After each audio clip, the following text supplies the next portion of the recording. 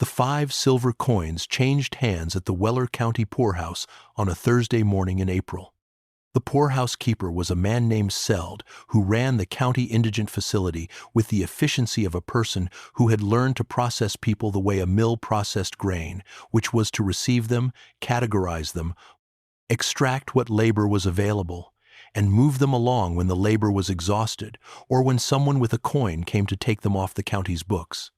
He had been keeping the poorhouse for 16 years, and in 16 years he had seen the full range of what the county produced and discarded.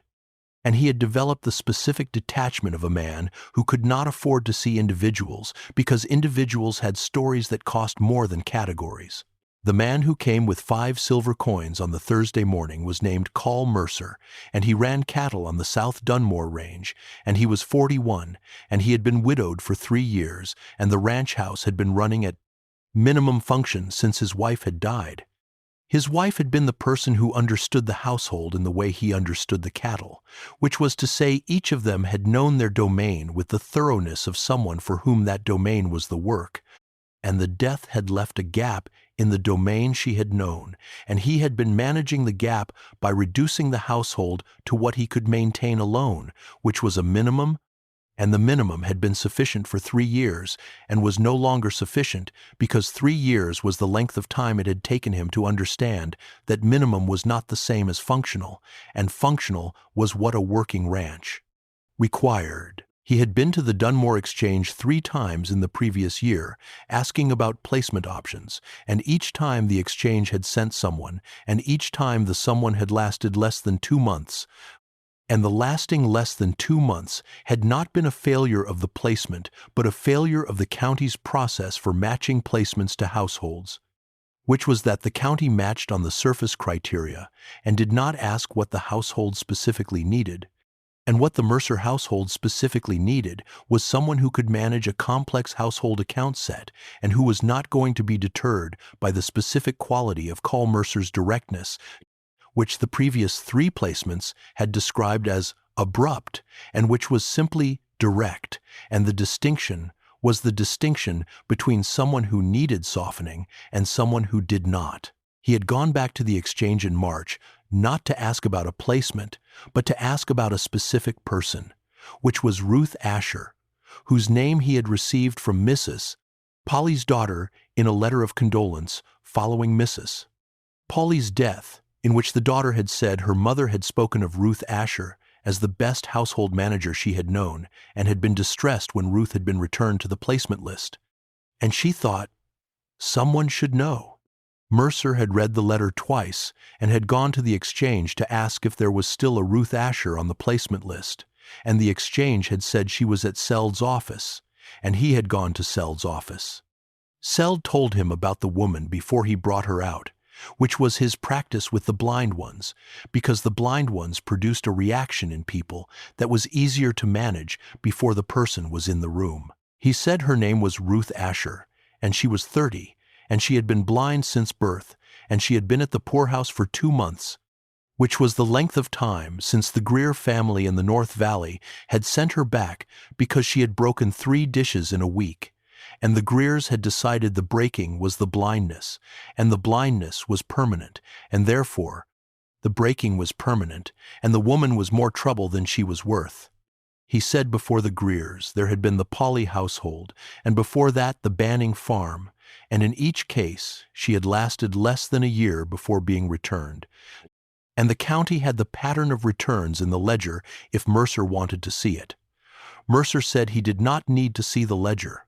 Seld said the woman could not read or write, that being impossible in her condition, and could not sew with any reliability, and could not be trusted with fine household work. And he was telling Mercer this not to discourage him, but because the county had a policy of full disclosure in placement transactions, and he was obliged to state what was known. Mercer said he understood. Seld brought her out. Her name was Ruth Asher, and she was 30, and she had been blind since birth, and she stood in the doorway of Seld's office with the specific stillness of a person who had learned that stillness was useful in new situations, because stillness allowed incoming information to be processed before action was required. She held a bag that contained everything she had, which was not much, and was arranged in the bag in the specific order she had arranged things since she was 9 years old, which was the order that made each item findable by position without light. She had been in the placement system since she was 12, which was the length of time since her mother had died and her father had remarried, and the stepmother had decided the blind daughter was more than the household could manage and had sent her to the county, and the county had sent her to the Polly household, which was the best of the 4 placements she had been in. Mrs. Polly had been a practical woman who had understood in the first week that Ruth's blindness was a fact of her situation and not a limit on her capability. And the distinction between a fact and a limit was the distinction Mrs. Polly had made and no other household had made, and the Polly household had lasted 4 years, which was the longest Ruth had been anywhere since her mother. She had left the Polly household when Mrs. Polly had died, which was the kind of ending that could not have been prevented by anything Ruth did or did not do, and the ending had nonetheless been processed by the county as another return to the placement list, because that was how the county processed endings.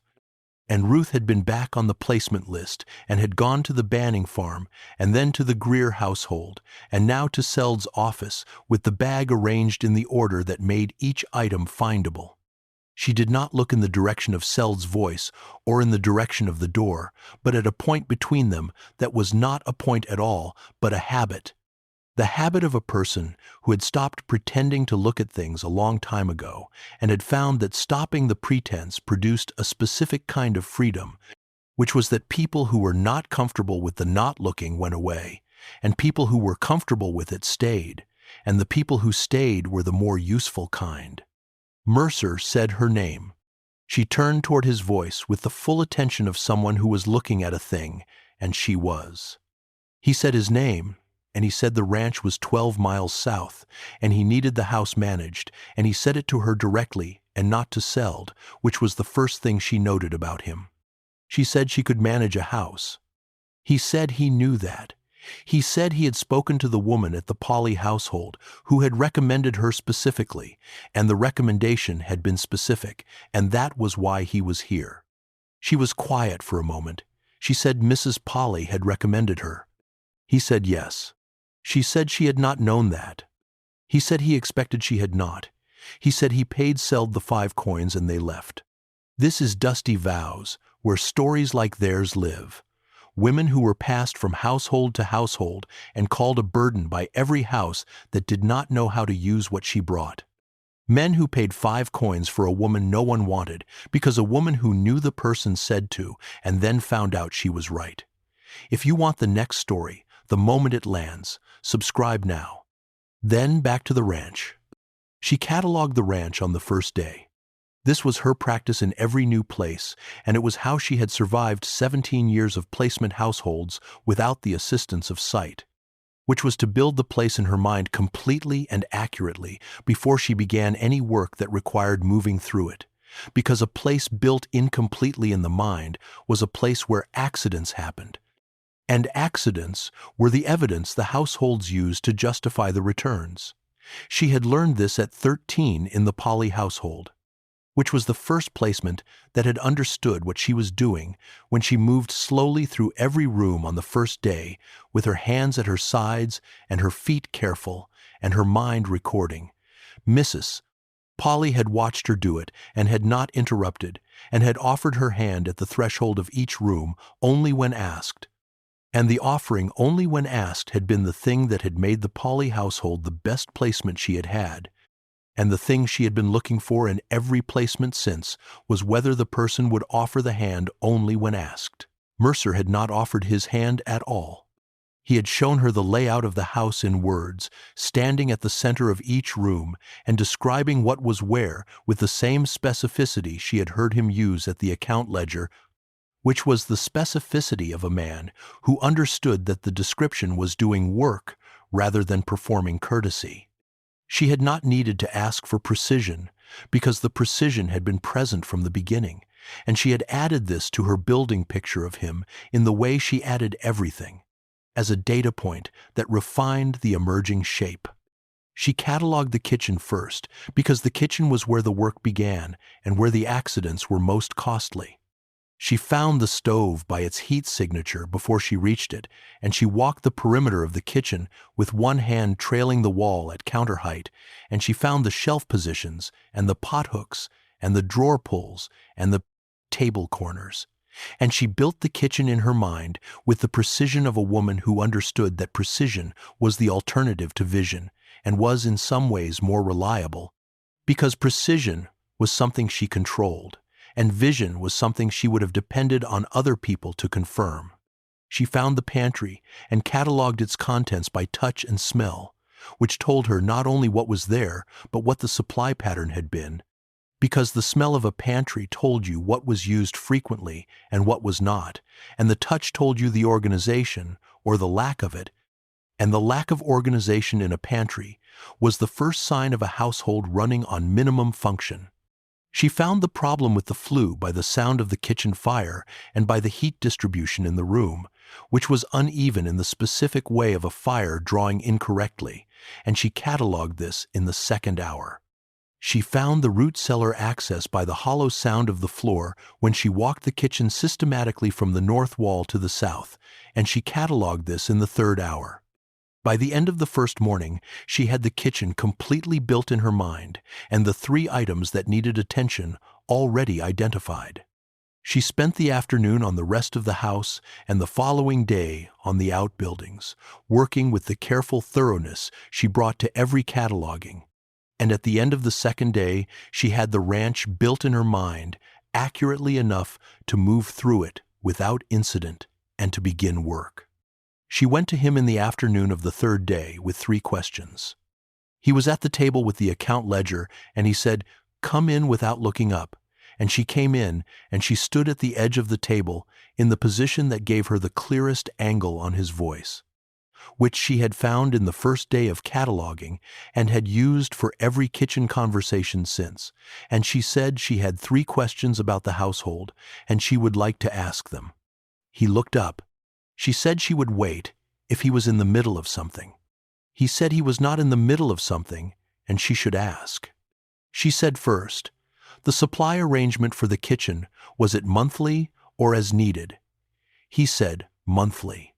She said the monthly arrangement was producing consistent waste in the perishable items because the quantities were set for a household of 2 and the household was currently 1.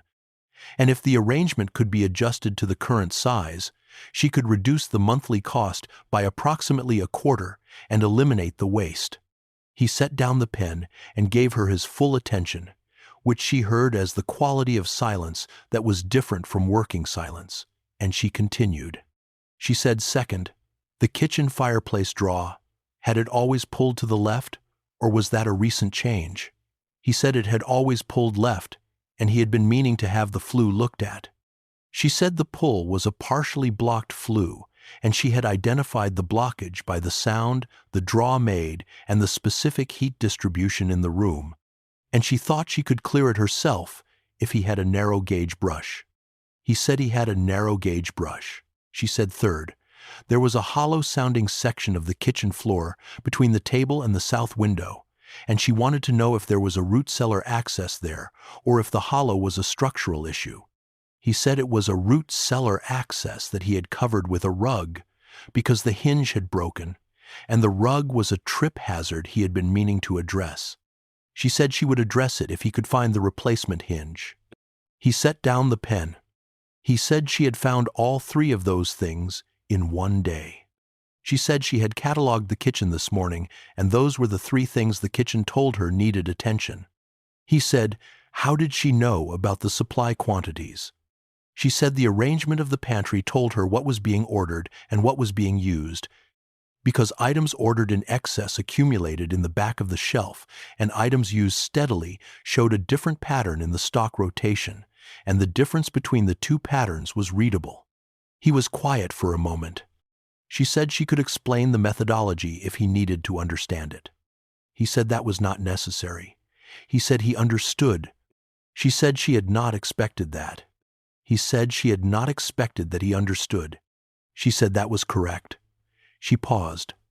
She said the household she had been in before had required explanation for things she had found to be self-evident, and she had come to expect the explanation to be the condition of the finding being received, and he had not required it.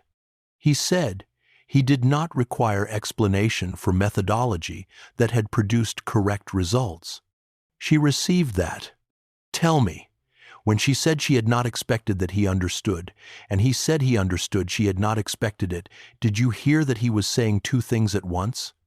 That he understood the finding, and that he understood what it had cost her to make 17 years of findings to people who had not? Leave your answer in the comments. I read every one. Now, back to the ranch. The county knew Carl Mercer as a difficult man.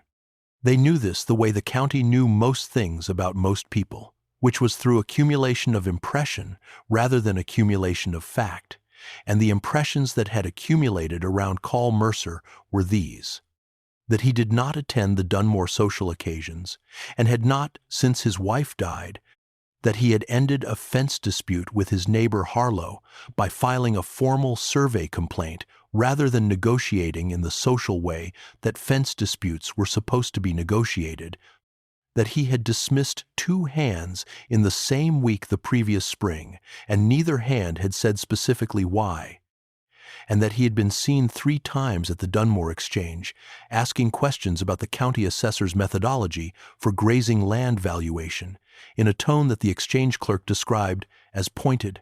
From these impressions, the county had assembled a picture of a man who was cold, litigious, unneighborly, and probably difficult to work for. And the picture was wrong in the way that pictures assembled from impressions were frequently wrong, which was that each individual impression was accurate as a fact and inaccurate as a characterization. The fence survey had been filed after 2 attempts at negotiation had failed, which was a sequence that made the filing logical rather than aggressive. But the county saw the filing and not the sequence. The hands had been dismissed after a documented shortfall in the East herd count that pointed to management failure rather than bad luck, which was a decision supported by evidence, but the county heard the dismissals and not the evidence. The social absence was grief, which was a condition the county had seen before and had learned to pathologize in people who expressed it by going inward rather than outward. Ruth had been assembling her own picture of Carl Mercer for 2 weeks, and it was a different picture. The picture she assembled was assembled from what she heard rather than what she saw, which was a different kind of input and produced a different kind of accuracy. She heard how he moved through the house, which was without hesitation and without the unconscious performance of movement that people engaged in when they believed they were being watched, and without hesitation meant he was at home in his own space in the specific way of a person whose relationship to their space was functional rather than social. She heard how he spoke to the horses in the morning, which was briefly and without ceremony, and with the specific tone reserved for beings you respected, without requiring them to perform the respect back. She heard him at the account ledger in the evening, which was the sound of a man working through a problem with thoroughness, the same page turned to and returned from several times before the pen engaged, which was the sound of someone who did not write until they were certain. She also heard what he did not do. He did not speak about her in the third person when others were present, which had been the habit of every previous household and had been the thing she found most difficult about the placements. More difficult than the accidents and the returns, because being spoken about in the third person in your presence was the sound of being made into a category rather than a person. He did not explain her to visitors. He did not offer apologies for her presence or assurances that she was manageable. He said her name in the normal register he used for anything that was simply a fact of the household, which was the register of things that existed and had their place and did not require commentary. She heard the fence dispute with Harlow differently than the county did. The county heard litigation and coldness. She heard a man who had tried the social route twice, which she knew because she had found 2 sets of correspondence in the desk when she reorganized the desk in the second week, and the 2 attempts had been declined by Harlow, and the formal complaint was the third response to a situation that had not responded to the first two, which was not coldness but sequence. And the sequence was the kind of thing you could only read if you had all three documents, and the county had only the third. The sequence told you something about the man that the county's picture did not contain, that he was a person who tried the correct approach first and escalated only when the correct approach had been tried and had not worked, which was the behavior of a reasonable man rather than an aggressive one. And it was also the behavior of a man who was thorough, and thoroughness was not a quality the county's picture had credited him with. She had been at the ranch for 3 weeks when she understood what she saw, which was that the county had assembled its picture of Carl Mercer from surface events without understanding the sequence that produced them. And the sequence was a different picture from the surface. And the picture from the sequence was a man who was thorough and direct, and who did not perform his relationships, and who had been grieving for 3 years in the specific way of a person who did not perform grief either. And the grief was real, and the thorough and direct was real, and neither of them was the picture the county had assembled. And she had a better picture, and the better picture was worth saying out loud. She went to the table where he was working on a Saturday evening in April. She navigated the room from the door to the table without hesitation, which was the sound of a person who had built the route accurately in their mind and was executing it. And she stood at the edge of the table in the position she used for conversations that required his attention, which was the position she had found on the third day when she had brought the 3 findings. And he had noted the position the way he noted everything about how she moved in the house, which was with the attention of a person who was learning a system he had not understood before and was finding the system coherent. She said she wanted to say something, and she was going to say it directly because indirectly was not the way she communicated. He set down the pen. She said she had been in 4 households before his in 17 years of placements, and in each of them the household had a picture of her assembled from what she could not do. And the picture was not entirely wrong. She could not do the things the pictures said she could not do. But the picture was not complete because it was assembled from the absences and not from what was present. And what was present was something the households had each been too focused on the absences to see. He said he was listening. She said the Banning farm had decided in the 2nd month that a blind woman was a liability in a kitchen and had put her to work sorting grain, which she could do and had done. But sorting grain was not what she was there for, and the reassignment had been its own kind of statement about how the farm saw her, which was as the category of things she could not do rather than the person she was. The Greer household had been the same pattern in a different form, which was the 3 dishes in a week, and the 3 dishes had been accidents of geography rather than blindness, which was to say she had not yet finished cataloging the kitchen when the 3rd dish had gone, and if they had waited 4 more days the cataloging would have been complete and the dishes would have stopped. But the Greers had not been able to wait 4 days, and the return to Seld's office had been the result. She said she had been building a picture of him for 3 weeks, from what she heard, and the picture was different from the county's picture, and she wanted him to know that the county's picture was wrong, not because the individual impressions were false, but because they were assembled without the sequence. And she had the sequence from the correspondence in the desk, and from 3 weeks of hearing how he moved through his own house, and how he spoke to the horses, and how long he spent at the ledger before he was ready to write. And the picture from those things was a different man from the county's picture, and she wanted him to know she had been looking at the right picture. She said the right picture was a man who was thorough and direct, and who did not perform his relationships, and who had been grieving in the way that thorough, direct people grieved, which was inward and without display. And the county had read the inward as coldness, and she had heard it as something else, and the something else was accurate, and she wanted to say so. He was quiet for a long moment in the way he was quiet when he was receiving something that was both what he needed to hear and more than he had expected. She had learned the quality of his silence in 3 weeks, the way she had learned everything else about him, which was by hearing it rather than seeing it. And what she heard in this silence was not the closing silence of a person who had decided the conversation was finished, but the opening silence of a person who was deciding what to say next. He said he had a thing to say. She waited. He said she had fixed the flue and the root cellar hinge and renegotiated the supply arrangement and reorganized the desk and reorganized the pantry and found the problem with the east water line that he had been attributing to the cattle. For 2 seasons, and she had found it in the 3rd week by standing at the fence and listening to the water sound. And he said he did not know another person who would have found the east water line problem by listening to it. She said the sound of water through an occluded pipe was different from the sound of water through a clear pipe, and the difference was not subtle if you had been listening to water sounds for 30 years.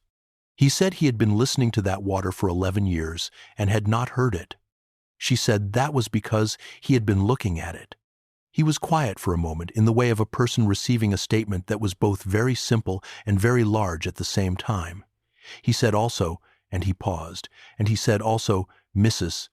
Polly's recommendation had said she was the most capable person Mrs. Polly had employed in 30 years of running a household, and the capability was not in spite of what she lacked but had nothing to do with it. And he had read the recommendation twice before he went to Seld, and he had believed it because Mrs. Polly had been specific about the capability and vague about nothing, and specific recommendations from people who ran good households were worth more than the county's placement ledger. She received this with the particular stillness she brought to things that were both what she had needed to hear and more than she had expected. She said she had not known Mrs. Polly had written the recommendation. She said she had been managing herself as a name on the county's placement list for 2 years, and she had not known the recommendation existed, and the not knowing had been its own kind of cost. And she was saying that because it was the kind of thing that was worth knowing that you had been seen correctly, even after the fact. He said Mrs. Polly had been a person who saw correctly and said what she saw, and he had trusted the seeing. Ruth said that was the right kind of trust. He said, Ruth. Her name, said for the 2nd time with the full weight of it, the name of the person who had catalogued his house in a single day and had heard the east water line problem and had found the correspondence in the desk and had assembled the right picture of him from the sequence rather than the surface, and who had come to the table on a Saturday evening to say so. She waited. I'm not going anywhere. She put the words down, the way she put down all certain knowledge, plainly and without the hedging that uncertainty required, in the voice of a woman who had been building an accurate picture for 3 weeks and was ready to stand behind it. She held the direction of his voice. You paid 5 silver coins for the woman no one wanted, and I have been here for 3 weeks, and I know you better than the county does, and what I know is that you are a man worth knowing. And I intend to keep knowing you, and I am not going anywhere. As if it were the simplest arithmetic in the world. Call Mercer. Her name for him, said the way a word sounded, when it had been placed correctly at last, after 17 years of placements that had been the wrong placements, and after 3 weeks of cataloging the right one. He nodded once. The matter was settled. The root cellar hinge was repaired, and the flue was clear, and the supply arrangement was renegotiated, and the east water line problem was identified and documented, and the desk was organized, and the pantry was organized, and the account ledger was on the table. And it was Saturday evening at the Mercer Ranch on the South Dunmore Range, and neither of them was going anywhere. The county's picture of Call Mercer was wrong, and his picture of Ruth Asher had been right from the beginning, because his picture had come from Mrs. Polly's recommendation, and Mrs.